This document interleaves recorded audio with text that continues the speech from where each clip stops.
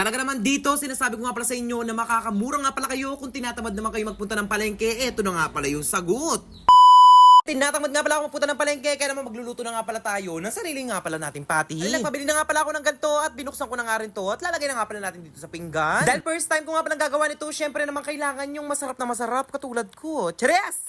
Alam ko naman na marami nga pala sa inyo na tinatamad nga pala lumabas dahil sa sobrang init. Diyos ko, Jang Nino naman tamad kimpali na yan. Sayangin ko, Jik. Taksya po. Siyempre, marami naman sa inyo na gusto nga pala makatipid. Kaya naman tapusin nyo nga pala tong video na to kung gusto nyo nga pala makatipid ng patty. Kaya kung nga pala makapaghiwa, binuksan ko na nga pala to at tinanggal ko lang naman yung sabaw. Siyempre naman, iiwain natin yan sa gitna. Bali yan nga pala yung magiging toppings nga pala ng gagawin nating sauce. Naman ngayon, sisiguraduhin ko pala na magiging masarap nga pala tong lulutuin natin na to at hindi nga pala tayo mabibigo. Bali, ganyan lang naman yung gagawin ko after nga nun ay pag-ahalu-aluin na nga pala natin sa isa nga palang mangkok. Panigurado nga marami nga pala sa inyo magtatanong kung paano nga pala to gawin. Bali, pinaghalo-halo ko lang naman dito yung giniling, bawang at sibuyas. Pero naman, huwag natin kakalimutan lagyan ng asin at paminta. After ko nga pala mailagay lahat ng panangkap, kaya naman ihahalo na nga pala natin na mabuti yan para maghalo-halo nga pala yung mga panangkap nilagay natin. Pero naman, di pa nga pala nagtatapos dun, kaya naman naglagay na nga ako ng harina at meron nga palang isang itlog. Hindi na nga pala tayo maglalagay ng tubig dyan. Ito na nga pala yung magiging pampalapot natin. Ito nga palang itlog na nilagay nating isa. Tapos nga no, naglagay na nga rin pala ako ng breading at ihahalo na nga pala natin to para makapagbuo na nga pala tayo ng parang patty. Sa totoo lang, sobrang dali nga pala itong gawin at talaga namang afford nga pala natin to. Isa-isa ko na nga pala itong binilog at ilalagay nga pala natin yan sa freezer. Base nga pala sa napanood ko, ganito muna ginawa niya. After nga niya nga bilugin, nilagay niya nga pala sa freezer. Buti lang nga, marami-rami naman tong nagawa natin. Diyos ko, paniguradong busog na naman kami niyan. Okay, magalala kung bakit ko nga pala kinamayan. Malinis naman yung kamay ko. Galing nga pala ako ng kubeta. Charis!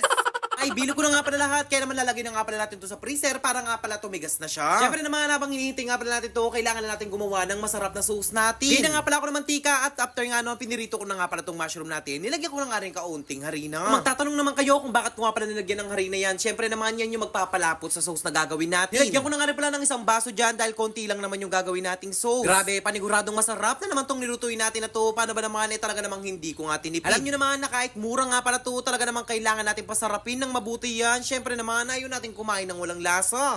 Kapag ganyan na nga pala yung texture niya, kaya naman okay na nga pala to, tinawag ko na nga pala yung partner ko para nga mailipat na namin to. Sakto naman, okay na nga pala yung giniling natin, kaya naman maghuhugis na nga pala tayo ng parang patty. Ay, pipirito na lang natin dyan para nga makakain na nga pala tayo at sa totoo lang, talaga namang gutom na ako. Taksya po.